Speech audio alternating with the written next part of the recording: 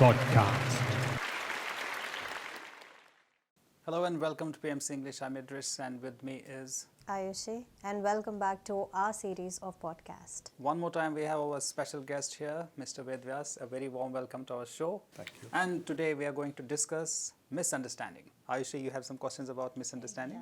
That is one of the aspects that I usually suffer in life with. Okay. Starting with an example, usually I do better for the people, or I think better for the people, and but when they listen from other people about certain things or this, instead of confronting those things, they build those misunderstandings in their mind, and they build it in a very strong way that they start hating you, or they start avoiding you. So how do we address this issue? First, you need to understand that whatever misunderstandings that they have, whatever the opinion they have about you is temporary. Okay. It has been built. If something can be built, it can be dismantled. Yes. Right? The moment you accept this, how do you feel? A lighter. Lighter. Good. So that's very important, because if you are not lighter, you can't address misunderstanding. So it's like under and standing. You are standing under something. If that is very heavy, you are bogged down. There is no solution. But if that is light, then you have a solution. So misunderstanding usually means you are looking into a mirror. What does it mean? Looking into a mirror. You are looking into a mirror. In the shift that is required to actually address this is that identify that this is a mirror I am looking into, rather than it is their problem, they are creating all the misunderstanding. Okay. Is this person who told that person, that's why they look at me this way. Right? Or they have some problem with me, I don't know, and that problem is their problem. If it was their problem, then it won't be a problem to you. But if it's your problem, then acknowledge that it's my problem. And the best way to acknowledge it is, instead of seeing them as another person, see them as a reflection of something that is inside you that needs to be addressed. Okay? It doesn't mean that they don't have a problem. If they have a problem, they should be suffering. You should not be. But I am not suffering over here. They are cooking up stories, so they are suffering that, that is affecting them more, because they are talking continuously about it, or they are draining their energy on certain aspect. But here I am a happy soul, I am sitting at one corner and I am just relaxing. But it's them that they are, cooking up that story in their mind, and it's affecting them in a way. Right. And they are not realizing that thing that, because of others building up stories. What they is your challenge in this? Then why are you worried about that? No, I'm just asking, how do we approach this? Because this misunderstanding is It's creating... very simple. First acknowledge this is coming because it is affecting you. Okay. If it didn't matter to you, it didn't matter. Okay. It won't be worth discussing as well. Yeah. So somewhere it matters to you. Why does it matter? That's something you need to identify. Yeah, I need to observe this. Yes. Yeah. So why does it matter to you? I haven't observed it this. I need to sit. So there is a misunderstanding within yourself then. Yeah. Maybe. So you need to understand yourself. Why is it really bothering you? Why is it a topic at all? Okay. Think about it, observe, and tell me. It's probably because those people matter, or what they talk about me matters. Yes. Because in a way, it's giving myself a wrong kind of image, which probably I'm not. So maybe these kind of factors, they affect me. Good. In that, identify what is the fear. Now you acknowledge that these are the issues. Yeah. What is worse that can happen from here? So that you will be able to clearly identify it. If you allow this to happen, the misunderstanding, what is the worst that can happen? I lose those people. So what is the fear here? Losing. Check. How intense is it? Very intense. Right? Yeah. So that matters. Yeah. It matters because you don't want to lose people. Yes. Hmm? Yeah. Good. Now you got some understanding about the issue itself. So now we can resolve the misunderstanding because now we understand why does it matter. Okay? You don't like losing people. Yes. Good. And that is a fear you are manifesting. Okay. Got it. Can you see? Yeah. The misunderstandings are not really misunderstanding. They are manifestation of this fear inside you. Are you willing to let it go? Yeah. So now close your eyes, take a deep breath and just let it go. To the extent possible. Don't worry, don't push too much. As much as it goes, let it go. Just acknowledge that you are willing to let go all of this. And accept yourself. Acknowledge yourself and you are fine with whatever it is.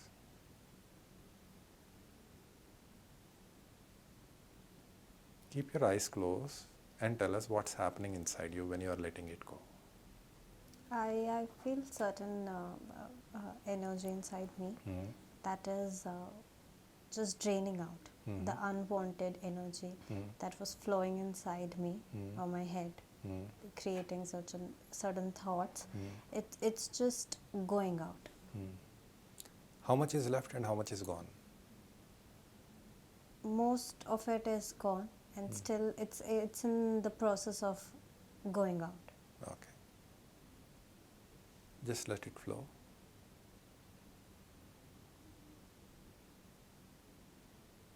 For a moment and see what is that left.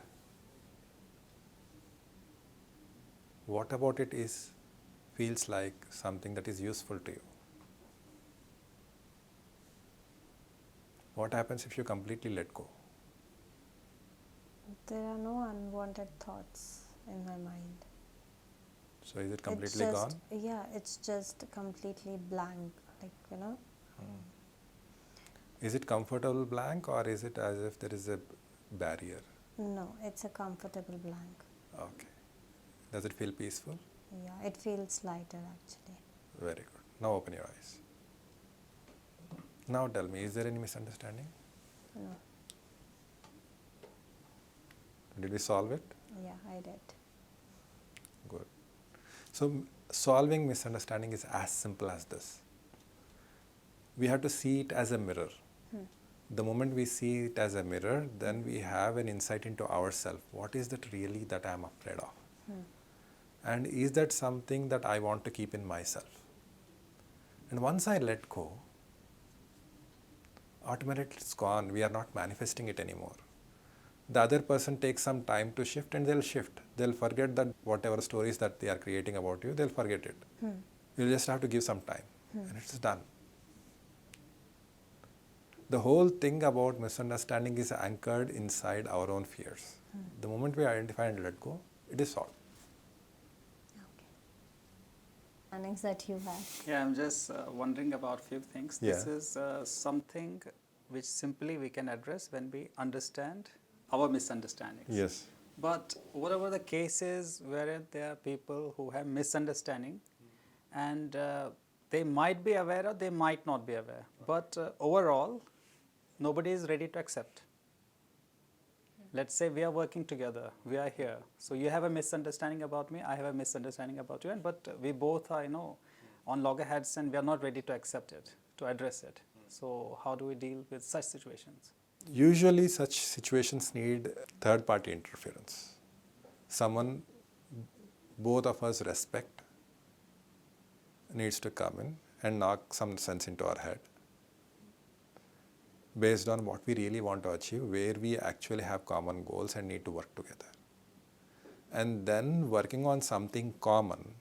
That's why in corporates, teams, they do non-work related team building exercises, because the tendency to go loggerheads is not so important in some silly games. Right. So because we set aside our egos, we are able to build a rapport, and this rapport again goes back and starts working in the work. So we need certain type of intervention the team building exercises are popular because of this. Because they put aside that ego part at work because work is very important. But this game might not be so important. Right. And when something is not important and you are able to work together, that kind of bonding gets carried over to work, and now you are able to work together at work also on important things as well. Sometimes the issue is not just about work, it's about something more deeper inside each of the personalities. Then even that might not help. That might help a little extent, but not enough. Then I said someone we both respect has to knock some sense that you are damaging this and that's not allowed. Then we realize. Or again, professional help can be taken at that place if we are willing. Since you have a lot of experience in, corporate worlds and spiritual societies, you have been with Brahma Kumaris and all. Yeah. I want to know a few more things, like in India, how particular are the companies about their employees, the actual employee relations, employee to employee relation, employee to company, employee to boss, boss to employee. So what's your experience in that? And how, if there are any drawbacks when we are lacking, how can we address them? See, there are difference in culture between different kinds of size of companies. Each company has an agenda. Okay? And to make that agenda happen, they have certain culture. So for example, tech companies have different culture, manufacturing companies have different culture. And trading and business related, trading related commodities or FMCGs, there is a different culture there. So each corporate has its own culture and has its own challenges. In India, large corporates have recognized, because internationally it has been recognized that management is very important, and every business understands this. If the management is working well, business performs well. If the management is not working well, business goes down the drain. Right? So large corporates fairly accepted, and they keep on evaluating HR policies and innovating. These all are normal part of HR policies. They have to conduct employee welfare programs, and in which the team building exercises and all these things, and personality development programs. These are all part of the accepted culture in large corporates. But India is very dynamic in the sense that large corporates are dominating on one side, and new innovation, new startups are dominating the other side.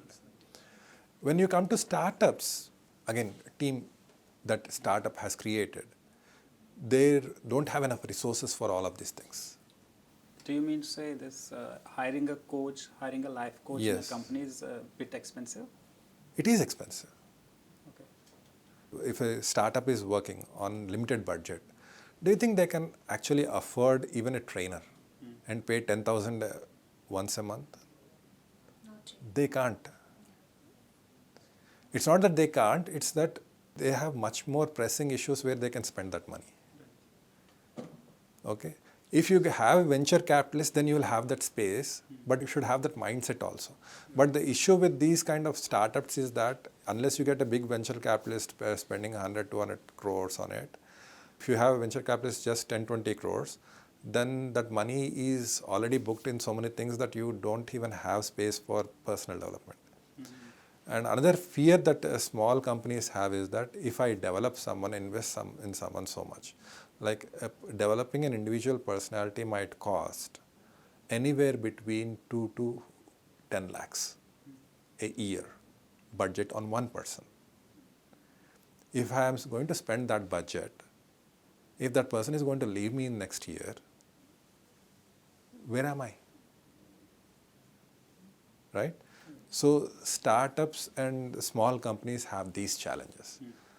But some startups who got good, decent, they also invest in personal development, and they have the dynamic and they grow into bigger corporates.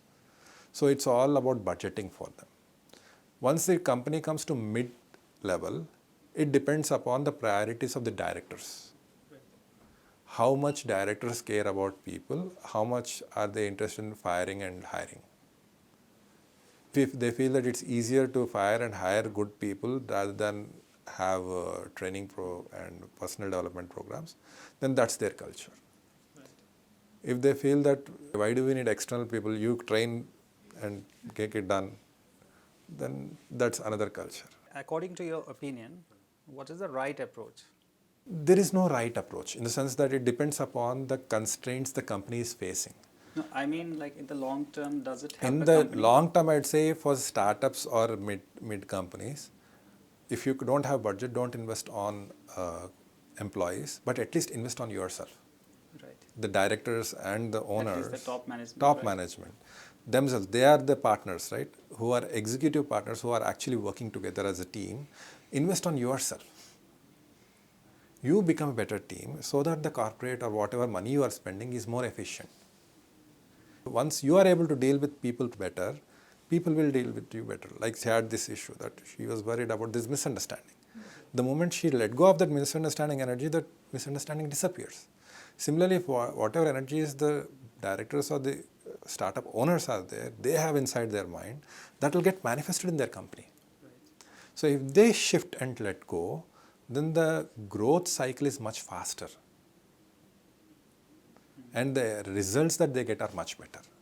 So at least invest in themselves, that I would recommend. So minimum you like recommend the new companies or who have budget constraints, so at least they can invest in the management or the owners. Owners themselves. Themselves. Right. Owners themselves, they have to invest in themselves, especially if they are actively participating in the company. Right.